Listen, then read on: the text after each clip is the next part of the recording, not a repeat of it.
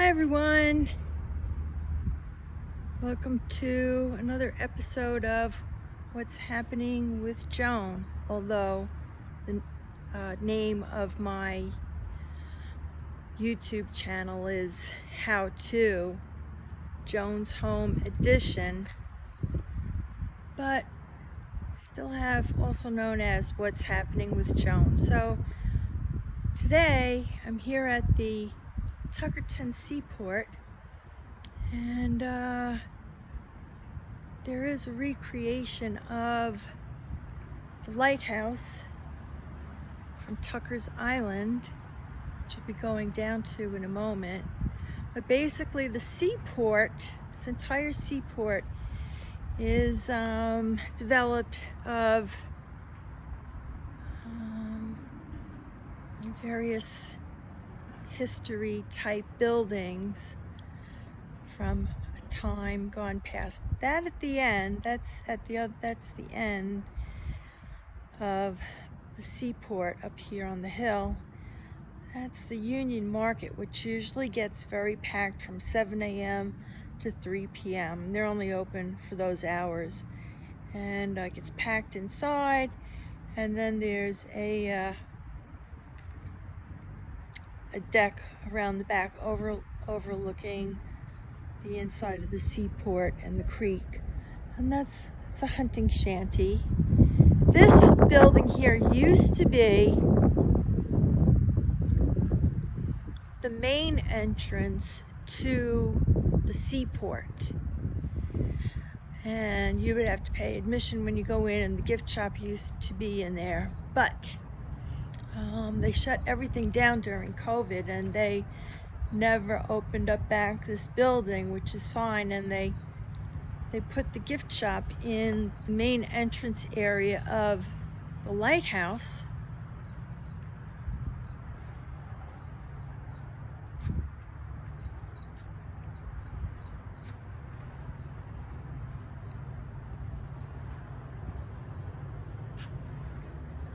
And we also have some exhibits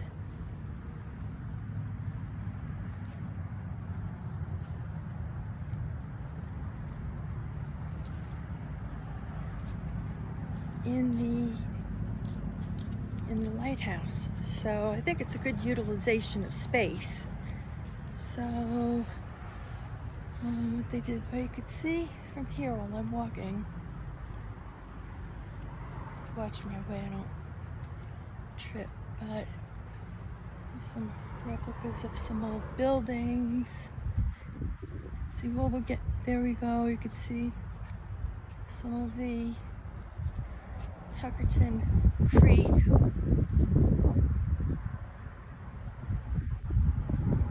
There's some houses along the creek.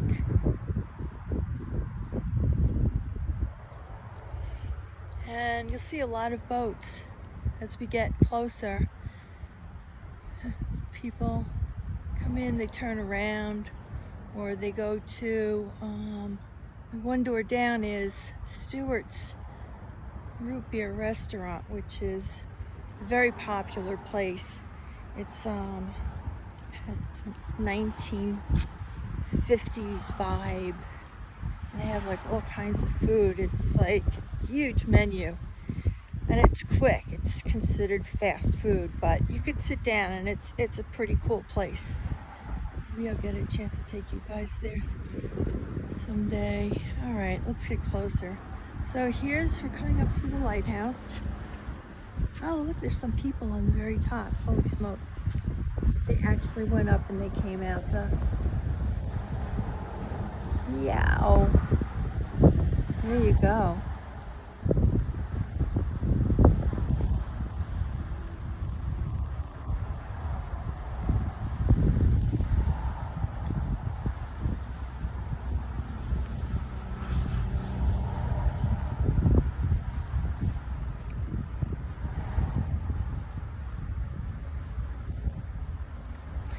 So this is called the Tucker's Island Lighthouse.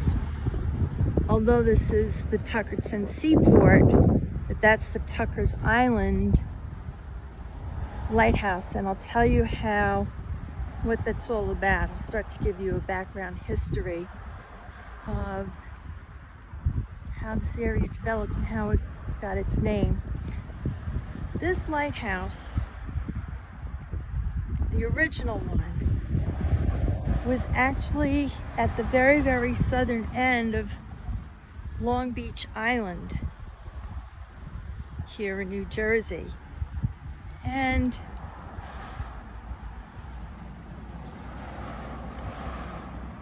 let's see.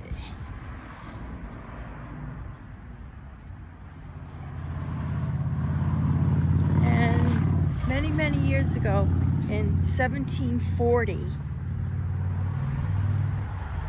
there's a man named Ephraim Morse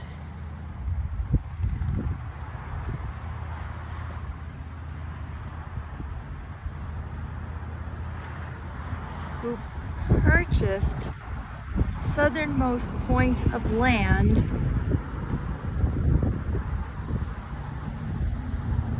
on the Barrier Beach, meaning there's the Atlantic Ocean, then there's like a long strip of land, Long Beach Island, of which is about 18 miles long, and then an additional 5 miles at the end. And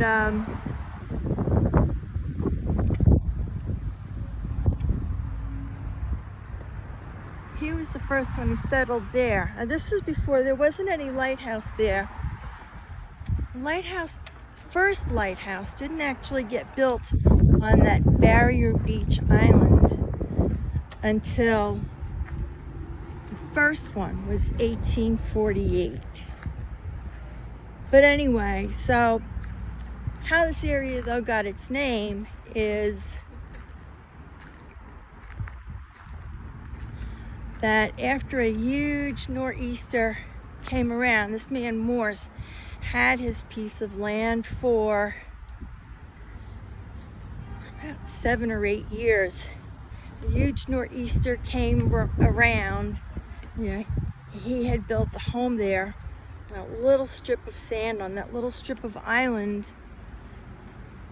down where you get to down where it's located is, so you go down Tucker Creek here, see where that boat is coming from. That goes out to Little Egg Harbor and then to the Barrier Beach. So all in all, the tip of Long Beach Island, which they currently have a ferry and out of here, little passenger ferry, which I started a couple of years ago. And so you can get to the very end of Long Beach Island, which ends these days in Beach Haven. It's only like a half a mile away from this point. Otherwise, you have to go all the way around on the Garden State Parkway and go over the Manahawkin Bridge to get onto Long Beach Island, and then head south on the main, Beach Boulevard roadway to get all the way down to that's the long way around, and get to the tip of that island. So they have a ferry service out of here that they started, but I don't think it's all that big. It's used and it's not used, and then they're limited. I think they shut down in the winter as far as, well, even the seaport pretty much. But so again, we'll just take a little walk and then we'll have a longer view of the lighthouse again. So what happened was a nor'easter came by and it flooded this man's house and was threatening to knock it into the water.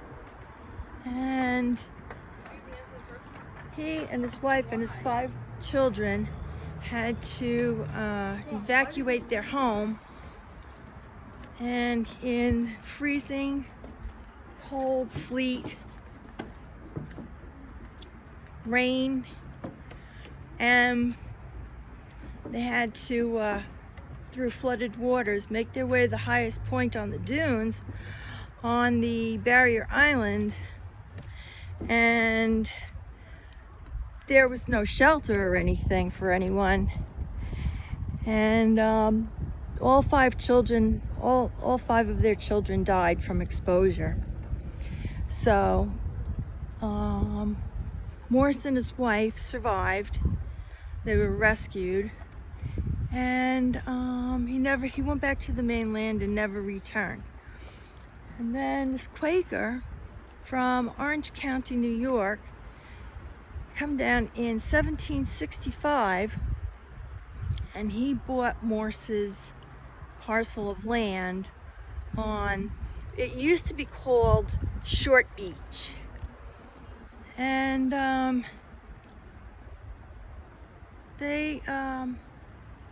so this was Reuben Tucker bought it from Morse. And Reuben Tucker and his wife had 2 boys. One's Stephen and the other one was Ebenezer. And the Reuben Tucker had developed, they built their home on the barrier island at the very well, no, not at the very end. It was a little bit on higher ground, and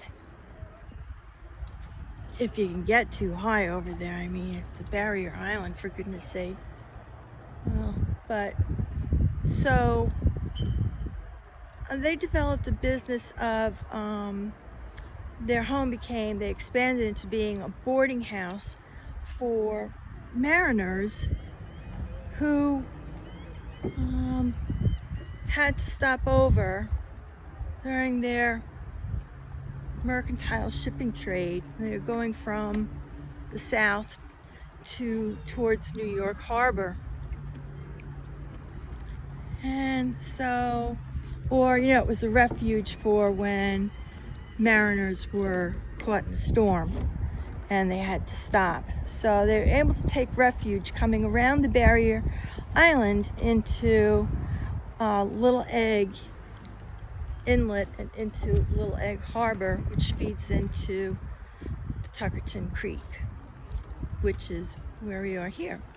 So anywho, so you can see there are people walking along. This is a whole big boardwalk thing. It's a whole boardwalk little village. There's always a nice breeze here, which is good. Well, actually, what's really good is that it just got overcast, which is what I was hoping for. So I didn't want to be out in the boiling sun. Here, so each of these buildings has a little bit of history. Let's see if we can take a look into one of these as an example. Whew. Yeah.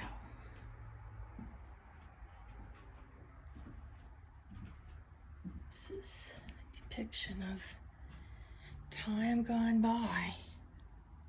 It's hot in here.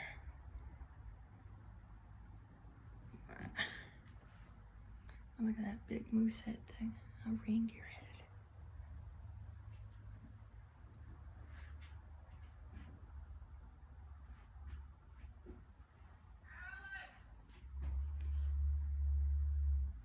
Okay, pretty small place, that's it. What is this? It's mostly self-guided tours around here, but I'll continue with my story about the Tuckers in a minute. This is the Hester Sedge Gun Club. It's one of the oldest active gun clubs on the bay. Originally organized and built in 1926, it still exists today on Hither Island in Little Egg Harbor. This recreated version of the club is furnished as it could have looked in the 1940s to the 1960s. Okay, so across the way is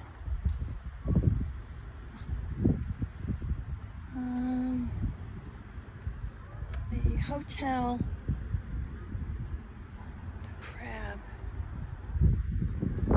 Should have been decal, but okay.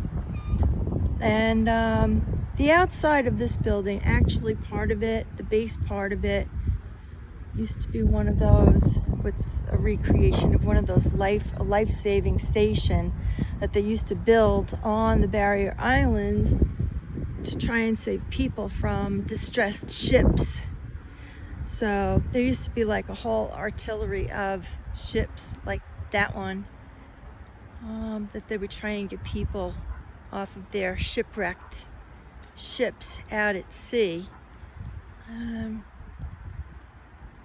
Anywho, let me continue with my story. It's a little picnic area. This is a boat launch area where you get the creek bride boat is usually moored there. That's the boarding ramp over there. I'm guessing you get the ferry over here too. You have to reserve. I haven't had a chance to really take that. But anyway, with the Tuckers, so with the two sons, one stayed during the Revolutionary War. He took the side of the British, and the other son, and Ebenezer, took the side of the colonists, and he actually fought with General George Washington at the battle on Long Island, New York. And after the Revolutionary War, Ebenezer came back to the area and became a very successful, prominent shipper and mercantile exchange person, trader, not traitor. Actually, his brother was a trader. His brother was, after the Revolutionary War, his brother was exiled to Nova Scotia. He was in exile in Nova Scotia, and where he died at a fairly young age.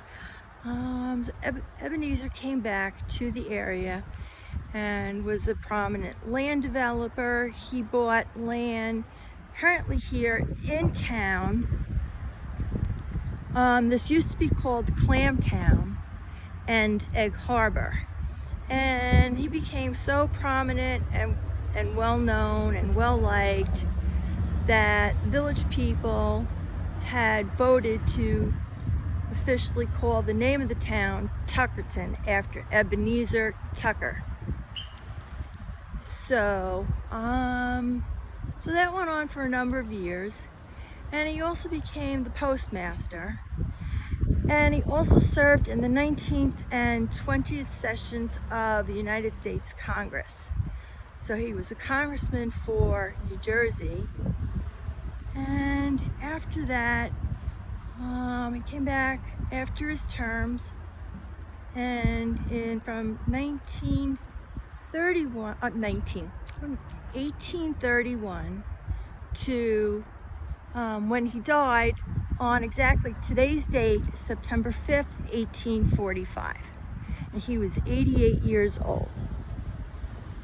So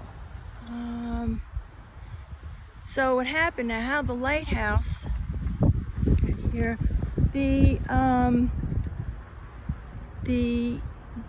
their father, Reuben Tucker, died around 1800, and the mother lived to be about until 1815. And after that, she left the care of the boarding house, or it was called the Tucker House, because it was a boarding house. She left it in the hands of the family manager. And after that, the manager left to build his own kind of place at the end of Long Beach Island, which was Beach Haven. And he had sold it into the care of two different families until, oddly enough, the Tucker house actually burned down in a fire in 1845, the same year that Ebenezer Tucker had died. Let me see if I can back up so I can get the whole. So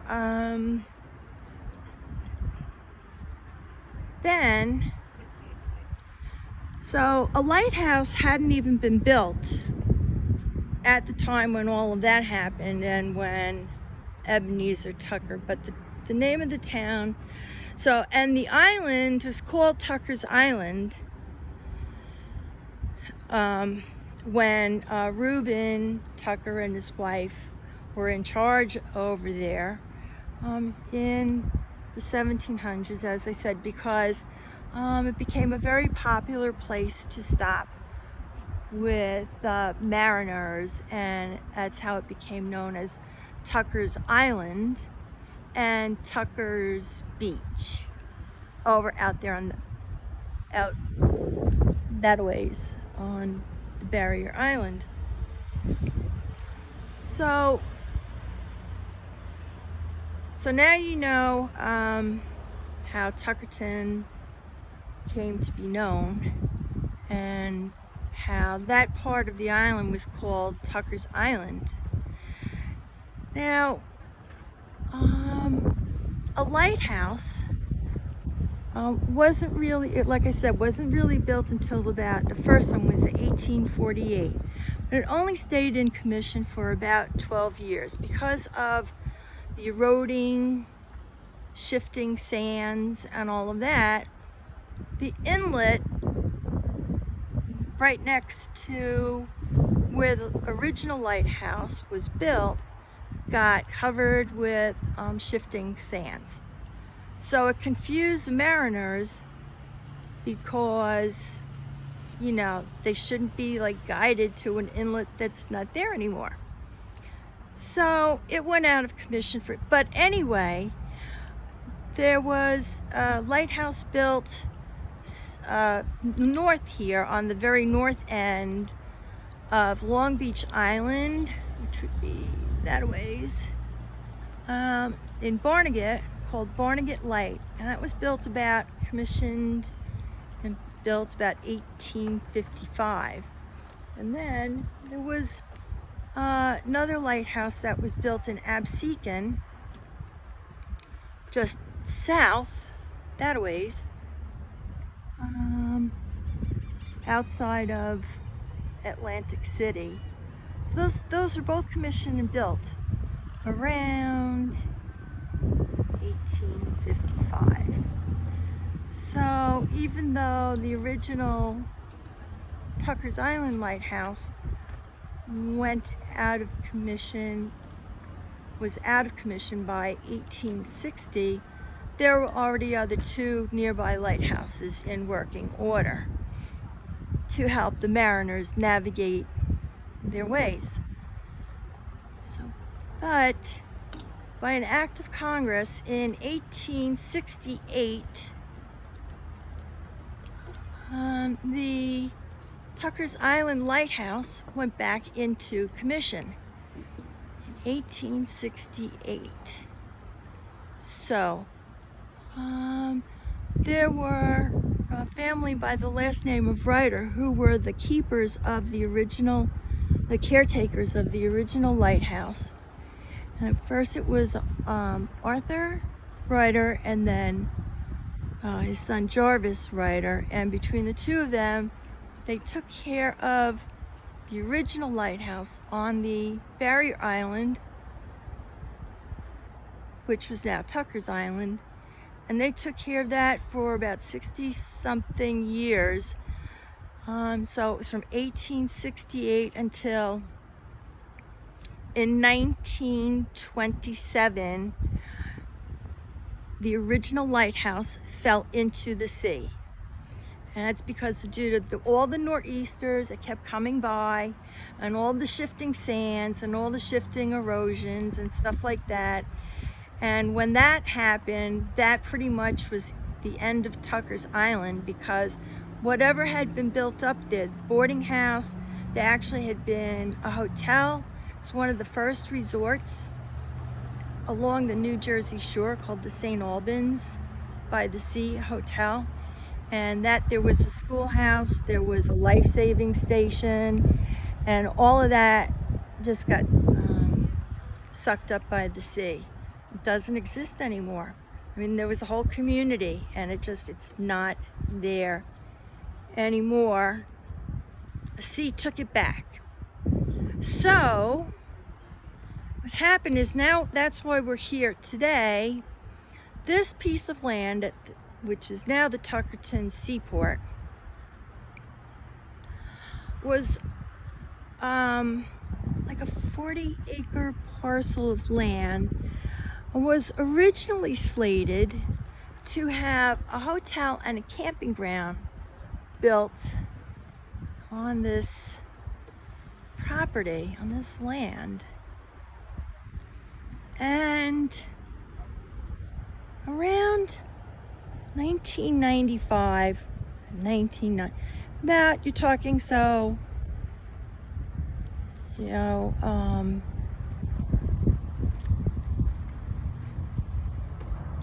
like years later, obviously.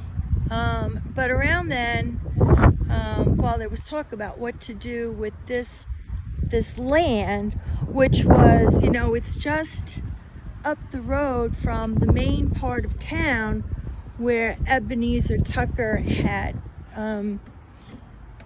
settled down. He also had built a hotel called the Union Hotel, which was in the main part of town and all of that. But there was this undeveloped land, so this is just slightly south of the main part of town, just like that a ways. It's like that's Route 9 out there, going north and south. And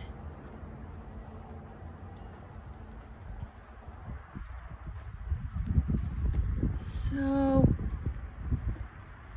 moving forward, about the Casino and Gambling Commission of New Jersey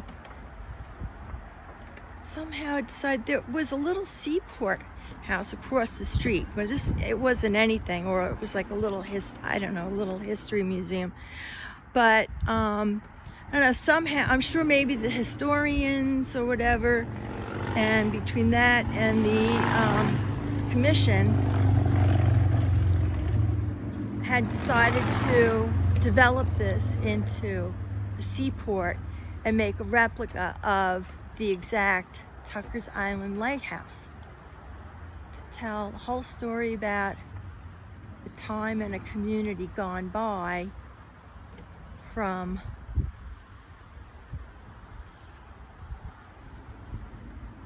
once was the very tippy end of Long Beach Island, which was Tucker's Island.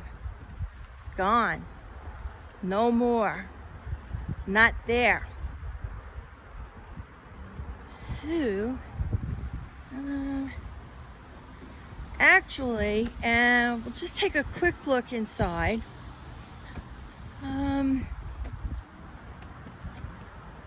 They have photos of, believe it or not, a photographer actually captured the original lighthouse falling into the ocean. I don't even know how that was possible.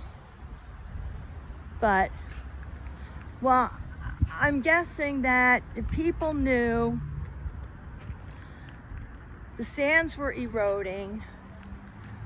The Atlantic Ocean was just lapping at the base of the lighthouse, and surely they must have had some sort of indication that could happen. And, you know, I mean, there were people over there at the time. I guess someone just happened to be a photographer and, you know, just really hopped to it when it started happening. So not only they have pictures of it inside, but it's on the second floor. I have in a history book the same pictures, but anywho. Okay, let's see.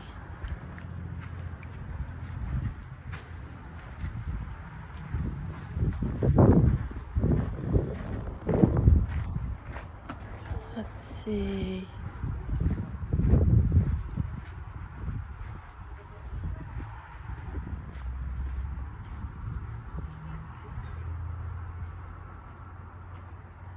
Okay, so actually it says construction, this is the part that I was looking for.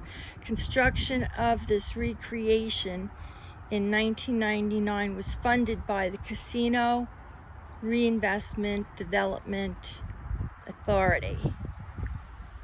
So, well, somewhere else though. Reinvestment Development Authority. The Casino and Gaming Board obviously had, you know, a big say-so on in this happening. And I also read that, well, these lampposts, like there's one, all the lampposts came from the Trump Marina in Atlantic City. Where's another? Oh, there's I Spy. There's another one. Okay, there's another one. Okay, that was because they had to give up part of, I don't know, wherever those were located to make way for the Brigantine Atlantic City byway. So the Trump organization gave these up to the seaport. Also, actually, in the original building, which is now closed, as far as that's just the entrance to the seaport, but there used to be a plaque on the wall there, it's probably still there, that even showed that the Trump organization was one of the original donors in making a donation to help construct the seaport. And there are many other people but names, but for whatever reason, it may be political, they didn't move that sign or that plaque, that list of original donors into the Tucker's Island Lighthouse. Ew. So when we first walk in, there's going to be the gift shop. Then you walk down that path, and you go make a right around the bend, get over to those. That's not a real live working fish market it's just a replica of, tells a story about how they used to fish, how they used to go out to fish out to sea, and they had these big nets out there, and how they would haul in the fish every day and bring it to a seafood market. And that's the Hotel de Crab, as I said.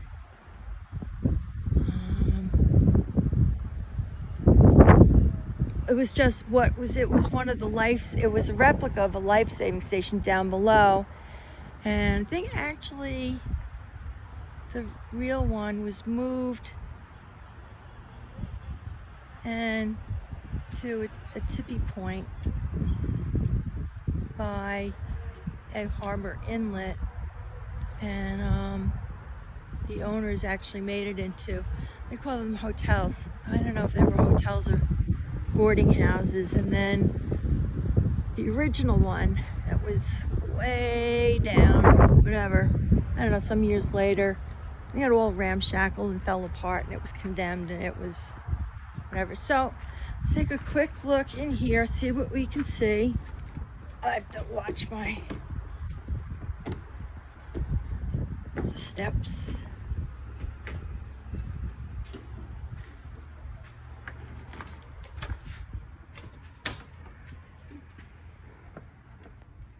How you doing? Hi. Okay, just doing a video vlog. I was here yesterday. Oh, okay, alright. I remember. Oh, okay. So, this is, you walk through, like all good tourist places, have their gift shop at the front entrance. So here's a book. 2 centuries of history on Long Beach Island. Oh, here's one. Surviving Sandy. Okay, cute little toys for the kitties. Okay.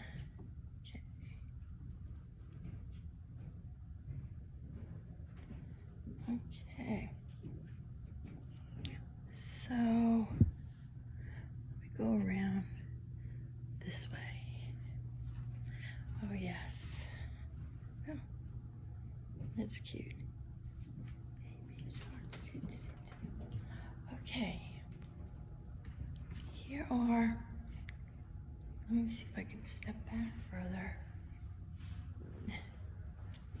Maybe make this smaller. There we go. This is depicting the Lenape Indians were actually the real first settlers here in this. It's actually the entire Delaware River Valley area.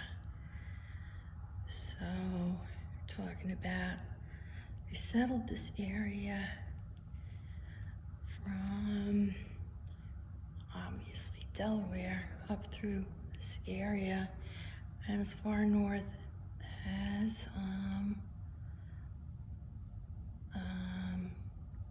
New York and over to the Pennsylvania-Philadelphia area, around Kennett, Westchester and Kennett Square. In fact, we used to go to a very famous, Simon Pierce was the name of the restaurant over there, in Kennett Square. And it was right on Lenape Road. But anyway, so archaeological finds that people existed right here in this immediate area where I'm standing now, 8,000 years ago. And before 1600, it was known that there were about 20,000 Lenape Native Americans in this area. And that was before, and by about 1665, let me see, I believe it was 1665, only less than 4,000 of these Native Americans in this area, due to a lot of various tribes fighting for territories and things like that, and from colonists bringing new diseases over to the New World. And these Lenape Indians are of the Algonquin background. And so they had actually 3 different Algonquin dialects. So it was pretty big. Okay.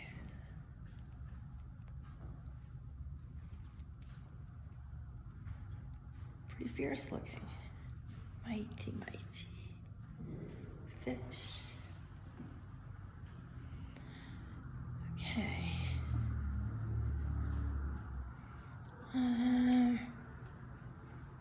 Let's have some old artifacts. Let's see, it's got more exhibits. Okay, here's the big plant. Did they have their elevator anymore around here? Did I? Oh, maybe it was in the front. I'm not going back there. I wasn't paying attention. Okay, I climb the stairs.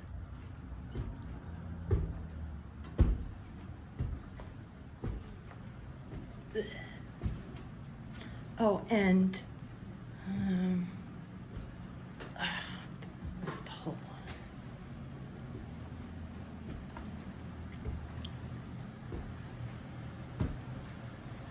Okay. All right. Okay, so yes, to talk about the railroads.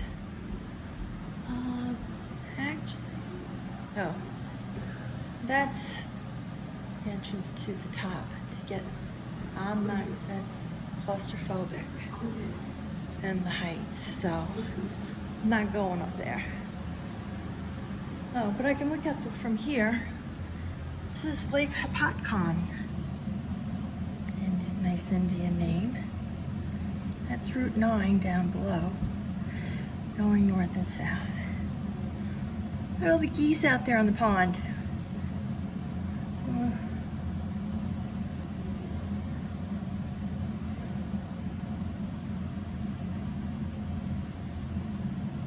It's a pretty view.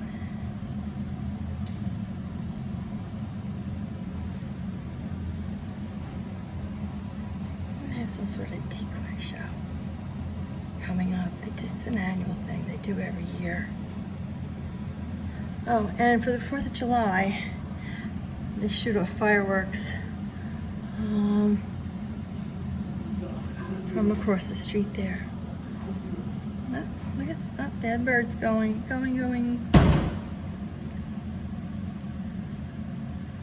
So see, those are real birds. They're not fake. They always do fireworks every 4th of July. Or the day before. Oops. The birds are coming. Where's they going? They're coming over here. They must have found fish in the creek. So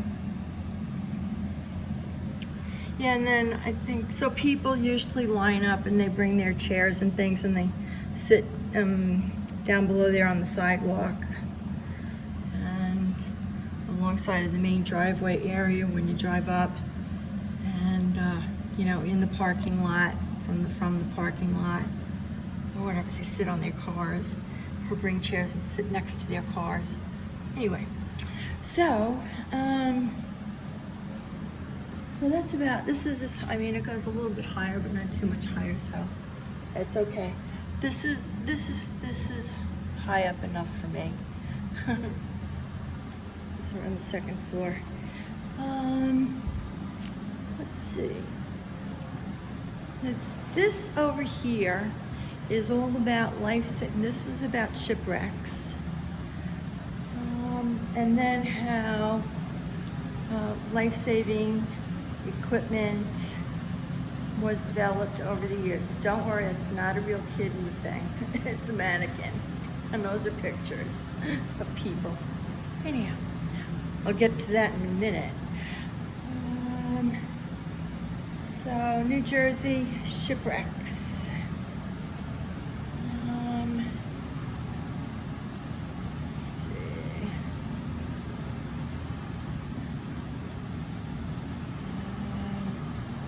Let's see. Oh, the graveyard of the Atlantic. Yeah.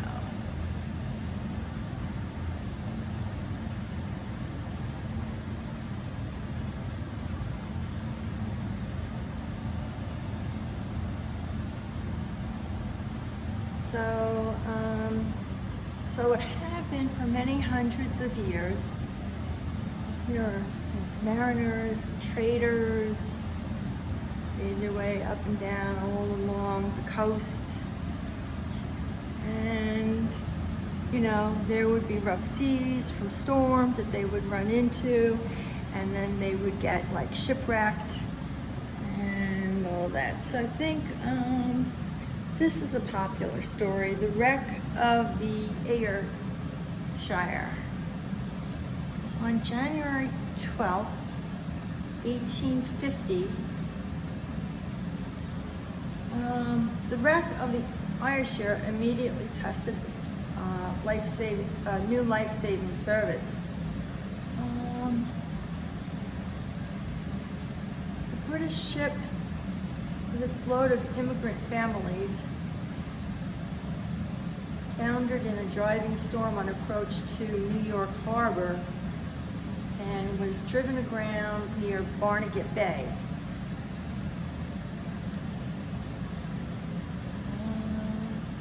So it was a brutally cold blizzard, and there was 202 crew and passengers altogether. And so on shore, the life station surfmen and nearby fishermen responded immediately, and they abandoned any ideas of using regular lifeboats and these, you know, powerful swells. The men organized the new life car equipment, and so what happens is the new life-saving equipment, and they rescued everyone except for one. But what happened was, let me take you over here and show you this. This is a metal, it's like a car. You could fit 4 to 6 people in it. And I don't know if you can see down there. Yeah, you can see a little bit. Not too big. You got to stay crouched down. This is the Francis life car. Joseph Francis was born in 1800 in Boston, and by the age of 19, he had already patented a number of inventions, including a cork-lined, unsinkable boat.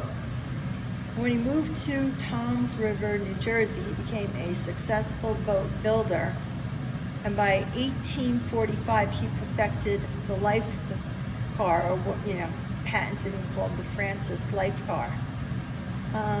This vessel was made of corrugated steel and was capable of holding 5 or 6 people. So passengers were kept warm and safe even in the roughest, most turbulent seas. How this works is, believe it or not, this is crazy. You see, there's like a ring back there and a ring on the front. And what happens is the life-saving crew from the life stations at the edge, that are set up at the edge of the beach, they set that life-saving car on these pulleys and ropes. And what happens is they have the fire, and the first fire was shot from one of these cannons that had some of that roping on it to make its way over to where the ship was like fledgling around, and it would get tethered somehow onto the ship. And I mean, I guess the cruise people knew about this and tied it down. And that car got pulled off the beach and through the treacherous waters over to a ship that was going to be swallowed, so to prevent people from losing their lives and drowning and all that. And it was terrible, terrible and cold waters. So that's how all this life-saving equipment was worked. Now, mind you, there were 202 passengers on the Air Shire. And there are only about like 5 people that they could bring back on this thing at a time. So they had to do this over and over and over again in these treacherous, storming, chilling, nor'easter waters. And these are the brave men from the life-saving station who worked all that from the shore. It's bravery, it's courageous, it's selfless. These people were all about saving lives, and they just kept doing that over and over tirelessly. I don't know how they did it. They saved everyone except one person, so the story goes, who was really so scared about what was going to happen, and they were like, batten down the hatches inside this hatch thing, and couldn't, you couldn't see or anything. But, it was on a line, and it was, it was like tethered. It was just being pulled to shore, but somebody was so afraid that they wanted to hang on, like on the outside somehow of the Francis life car, and one person, they lost that one person. So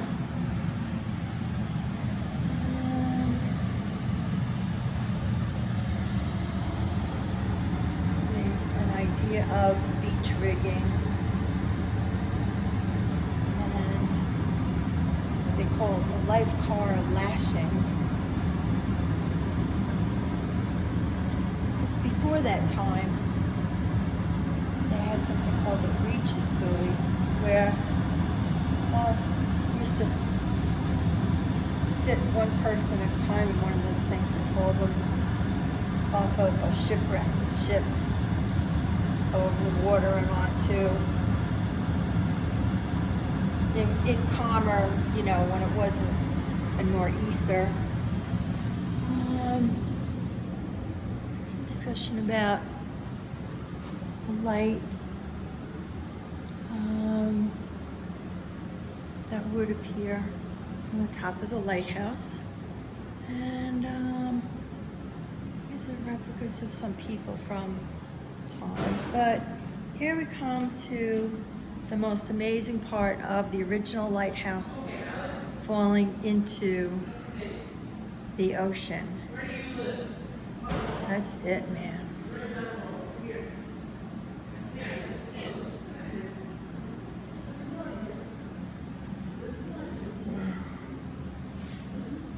This is the very original Tucker's Lighthouse on Tucker's Island. See, if you look really closely, it was all, that's it. Ocean met the lighthouse. All the erosion that had happened finally over the years, ripping apart. Yeah.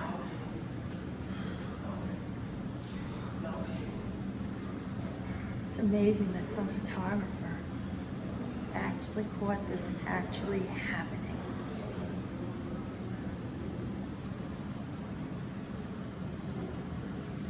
He said, luckily, that was so. Luckily, there was the Barnegat light and the Absecon light. So that's about the. There's a little bit more of the tour. So, there's the elevator. That's okay. I get claustrophobic. This is a little bit about the development of the railroad. Came to the area in about 1870. And it came from around Camden, from around the Philadelphia area to Tuckerton. So there was a hope of a resurgence of showing the different. So that there was hoping for some sort of resurgence of Tucker's Island before it totally disappeared. So we're talking about 1870. But what happened with the advent of Beach Haven, just slightly up the beach, was being developed with resort hotels as well. And the Pennsylvania Railroad, in coordination with their friends who own property in those hotels in Beach Haven, they set up railroad tracks going over the Manahawkin Causeway and going north to Barnegat Light, and south it stopped at Beach Haven. And there was talk about it going a little further to Tucker's Island, but that never took place. So what happened was Beach Haven and the rest of Long Beach Island flourished, and by about 1895, anything for Tucker's Island wasn't flourishing. It never proceeded to go any further. And then, of course, like I said, the further with the beach erosion, then by 1927, Tucker's Island was all gone. And so, that's it. Okay, how do I find my way out of here? Okay, oh, down the stairs. Hang on. Uh-oh, time is almost up. Okay.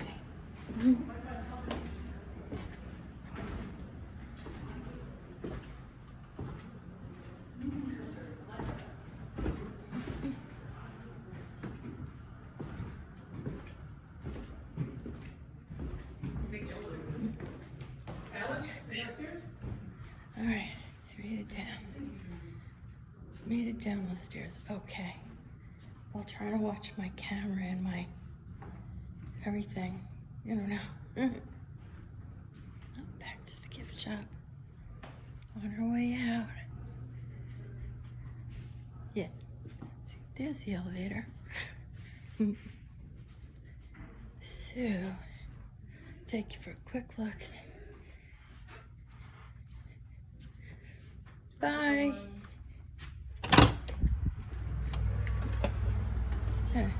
Take a quick look over at that seafood market for you.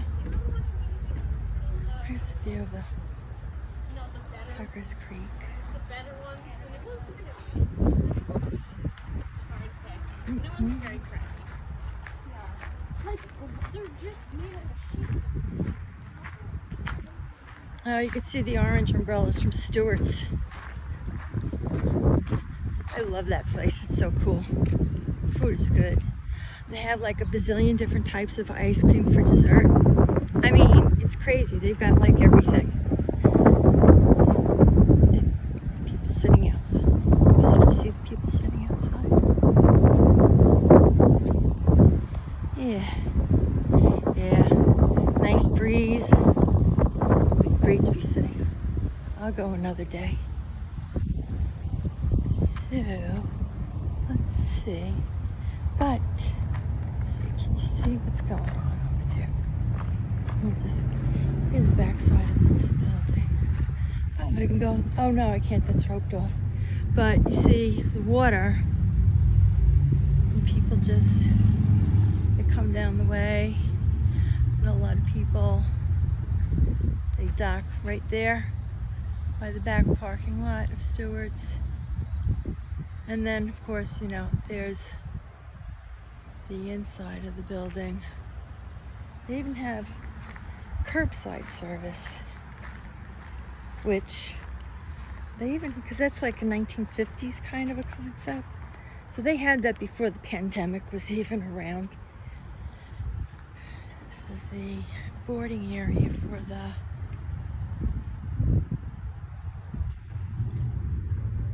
ferries. Clams, bait.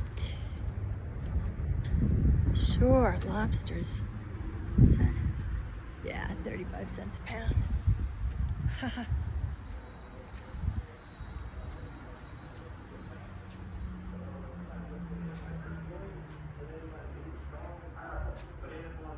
They have a video going, it's new, they said. They have a video interviewing some people who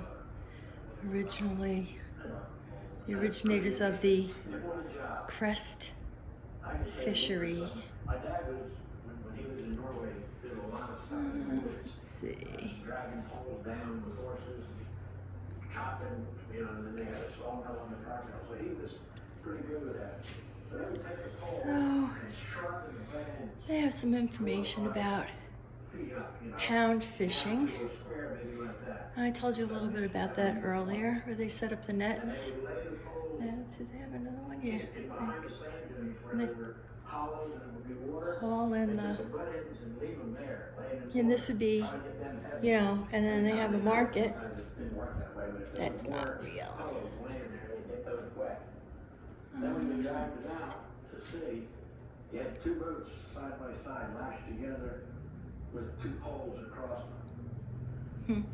And lines up on the top. Before tractors, horses were used by ocean And then you had to get pound the butt fisheries end to up bring between these two in the cross boats pieces. filled Lift with it up fish. like that and get it straight, get the boats where you wanted it to be, Yeah. even up and down. Traveling was hard those days. How people didn't lose hands every No day was cars, beyond me. no I mean, trains. It was incredible. This And then they had a horses. jet that they would, you know, get next to it and get the pole up. So I think, see, you see the poles that they stake down like permanently in the ocean going out. Let's see, these heavy nets were set in 30 to 40 feet of water and had to be pulled close to the boat for the catch to be scooped aboard. So they didn't actually bring the nets on board. They use these big scoop things. These big, let's see. These scoops were capable of lifting 20 to 30 pounds of fish in one scoop. And the other thing with the brokers, but as soon as they got an inkling that there was a big run of one kind of fish, Horses. they would right away start lowering the price. As the boat was pulled ashore by the horse team, rowed along the planks and rollers to get the boat up on the sand. Anyhow, okay. I think that's about it.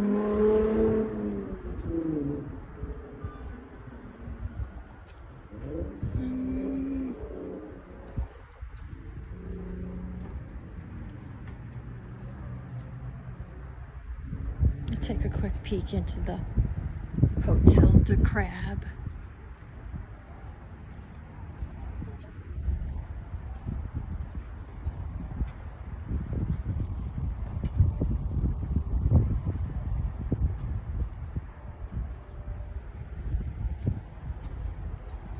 Nice breeze. It's like a one-room thing. Crazy.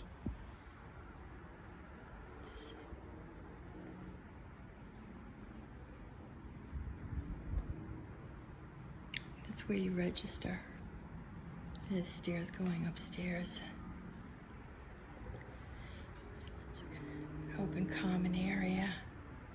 Maybe that's where everybody ate too. Actually, like I said, this used to be like a life-saving station, and Actually, before the official school was built on Tucker's Island, they actually were able to use, there were like 12 children that needed to be schooled from grades like kindergarten through like 8th grade or something. And they all had lessons by this one teacher in the life-saving station. And everyone was huddled around. I don't see the potbelly kerosene stove, but and it said that, and they used to do their lessons. So there were desks. There are a few desks. So that's when this was a life-saving station. This, as it's being shown, is a hotel. But what I don't really get is, I mean, it shows, so there's a person sitting on a bed up there. There's a, you know, I think there's another bed up there and another dresser, and I don't really get it, but whether or not there were walls and they just don't have walls up there for show, or was there really not, oh, here's another bed, or was there really not any walls? Oh, there's a bathtub and a wash basin over that way. I'm sure they must have had walls, I'm sure, but for some reason they, check this out.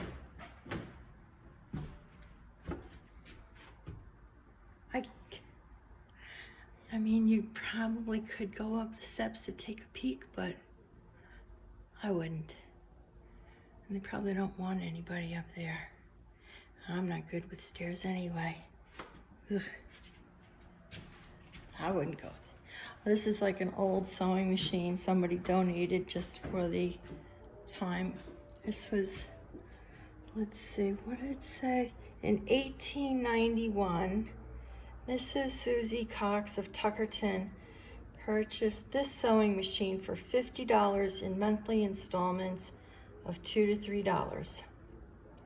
Mrs. Cox would use the sewing machine to make clothes for her family, as well as making the sails for her husband's garvey, which he used for fishing and clamming. And this was donated by somebody too. I'm gonna step back and take a look at this. 1891. Yeah, at least they had a sewing machine, right? There you go. Okay. I know there are other buildings, but I just wanted to give you a little bit of an overview and mostly talk about the lighthouse. It goes further down. Oh, by the way, yeah, just one other mention. The boardwalk goes around that curve of that building, goes around and it keeps going around. There's a kid's putt-putt golf. It's unattended, but it's kind of cute. And then the boardwalk keeps going through like a natural nature trail along part of the creek. It's kind of deserted over that way, and brings you back out to the open and like the back end of the seaport. Back towards where the main entrance used to be. Okay.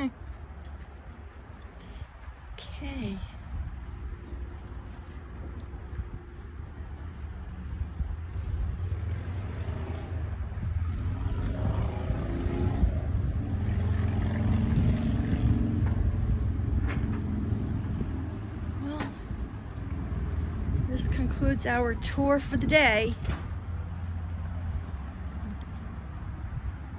I hope you enjoyed.